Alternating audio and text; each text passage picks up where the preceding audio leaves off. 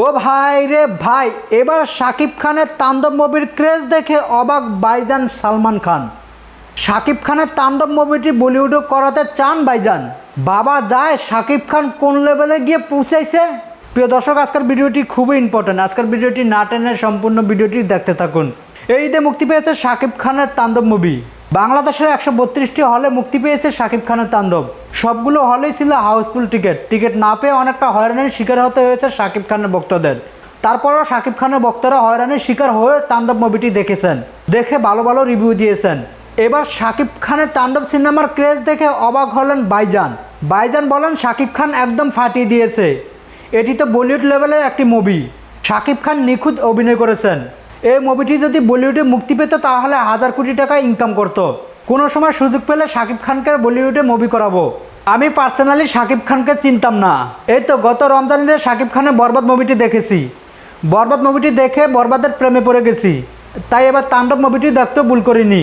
তবে একটি বিষয় খুবই দুঃখজনক, শাকিব খানের তাণ্ডব সিনেমাটি, শাকিব খানের বরবাদ সিনেমা যেরকম তাণ্ডব সিনেমাটি সেরকমভাবেই ফেসবুক ইউটিউবে পাবলিশ হয়ে গেছে।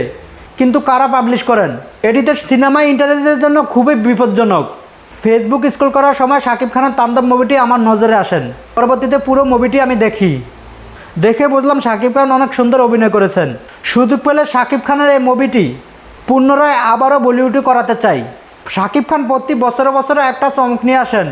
এবারও শাকিব খান চমক নিয়ে এসেছেন। এই ছেলেটাকে আমি যত দেখি ততই অবাক হই।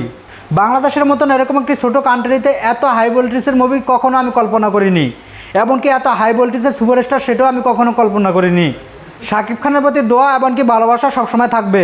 একসময় বাংলাদেশে আসলে শাকিব খানের সাথে দেখা করব। প্রিয় দর্শক, সালমান খানের মতন এরকম একজন সুপারস্টার আমাদের বাংলাদেশের সিনেমা নিয়ে প্রশংসা করেছে। বিষয়টা আপনি কিভাবে দেখছেন? এমনকি আমাদের সুপারস্টার শাকিব খান বাংলাদেশকে রিপ্রেজেন্ট করেছেন। আর তাণ্ডব মুভিটি কারা দেখেছেন, কারা দেখবেন, আর যারা দেখেছেন এই মুভিটি আপনাদের কাছে কেমন লেগেছে, আপনার মূল্যবান মতামত আমাদের ভিডিওর নিচে থাকা কমেন্টস বক্সে জানাবেন।